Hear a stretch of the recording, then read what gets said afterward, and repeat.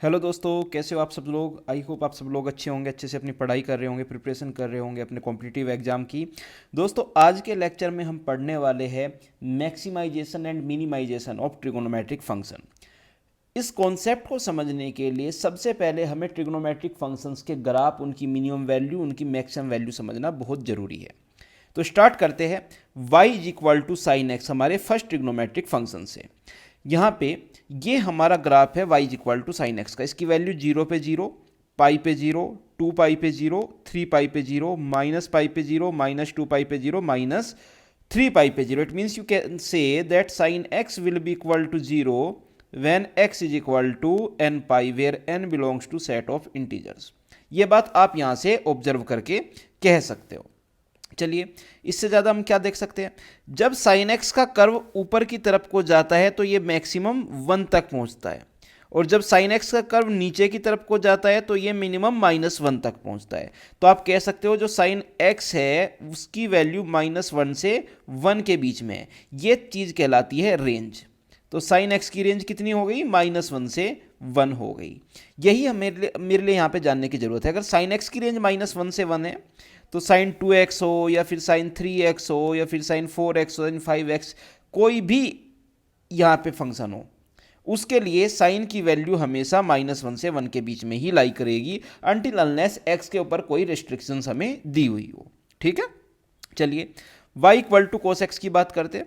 y equal to cos x, cos 0 पे value 1 होती है, कोस पाई बाई 2 पे वैल्यू 0 होती है, कोस पाई पे वैल्यू -1 होती है। ठीक है, और -1 के बाद ये दोबारा बढ़ना स्टार्ट कर देता है, +1 तक फिर इंक्रीज करता है।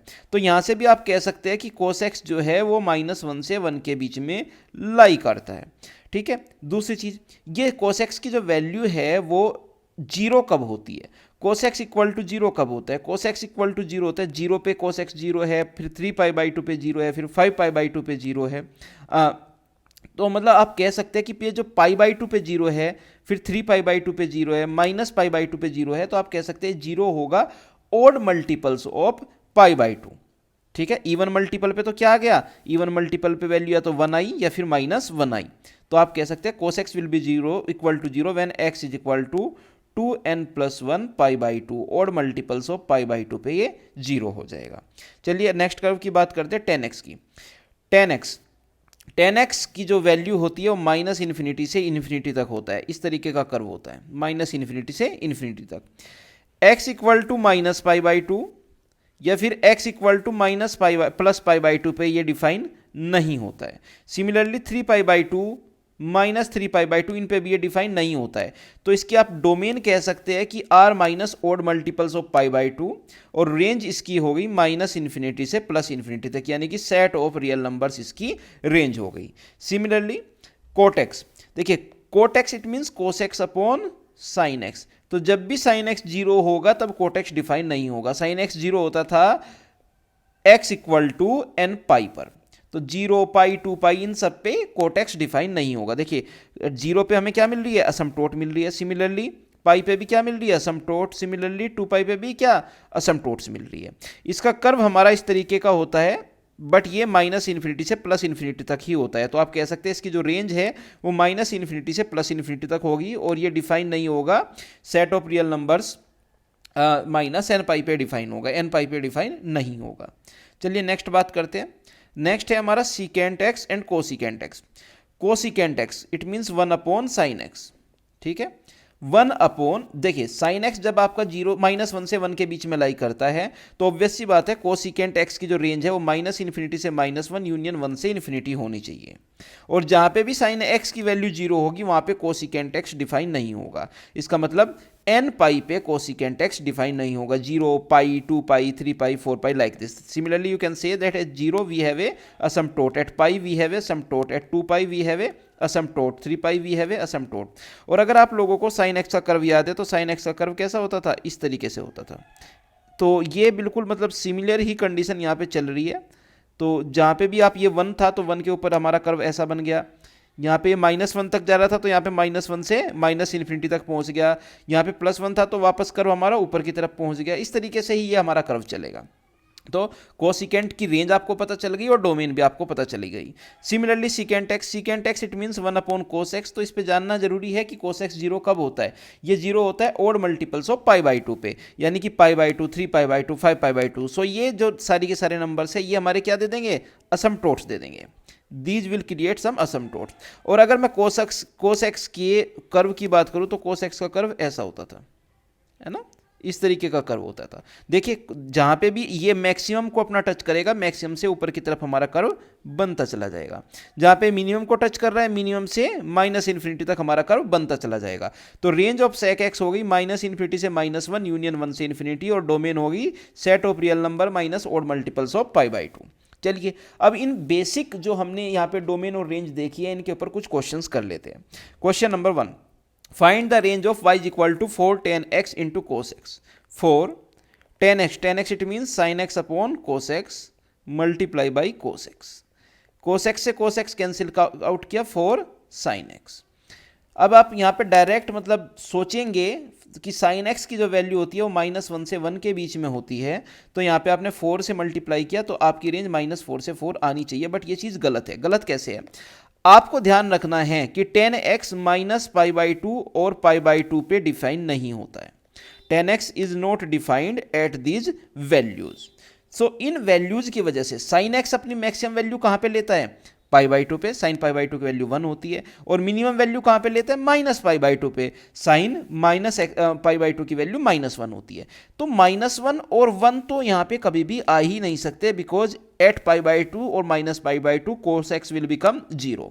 सो फाइनल रिजल्ट क्या है हमारा, 4 मल्टीप्लाई बाई -1 से 1, -4 to 4 ओपन इंटरवल। यहां पे हमने 1 और -1 को इंक्लूड नहीं किया है। So this will be your range. Second question, y is equal to cos to the power 4 by two x by two minus sine to the power 4 x by to.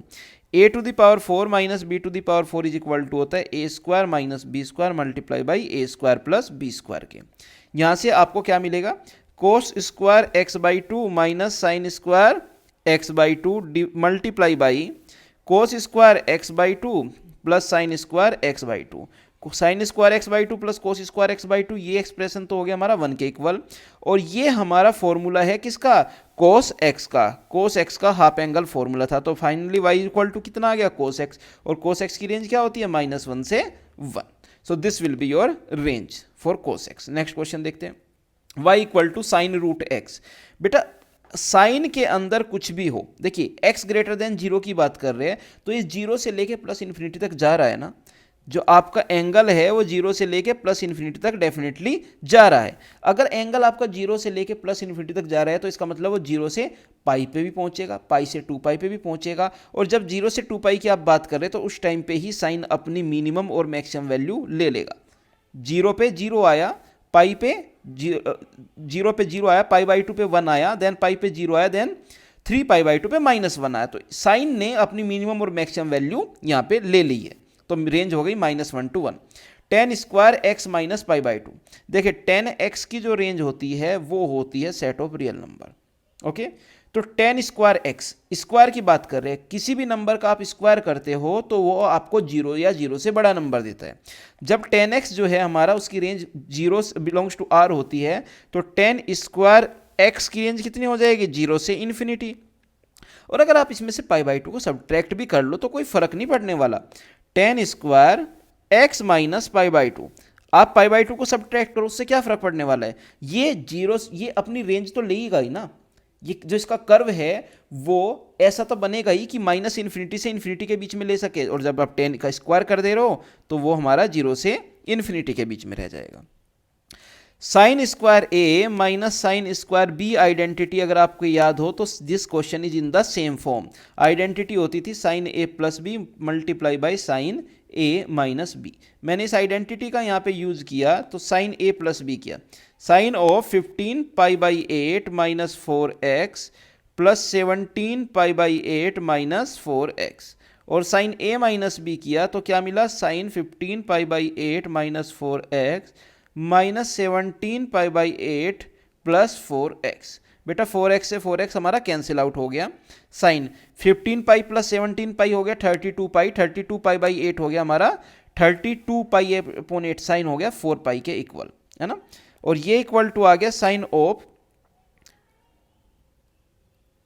15 and 17 कितना होता है, ये होता है 32, right, sorry 15 minus 17 है यहाँ पे, 15 minus 17 की अगर मैं बात करूँ तो 15 माइनस 17 हो गया माइनस 2π/8, है ना, ये हो गया।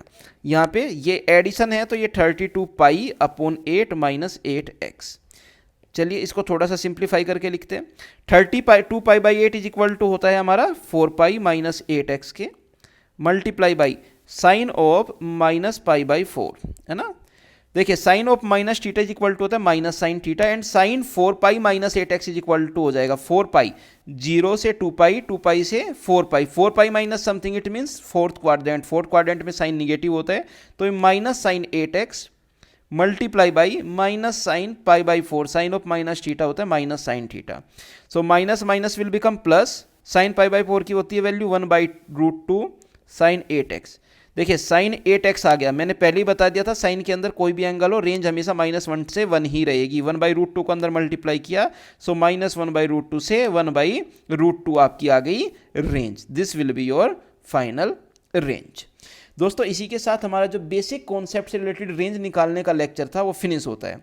अगर आपने अभी तक चैनल को सब्सक्राइब नहीं किया है then please subscribe the channel and join our telegram channel for more discussion, and don't forget to share the youtube videos and this channel among your friends. Thank you, bye bye.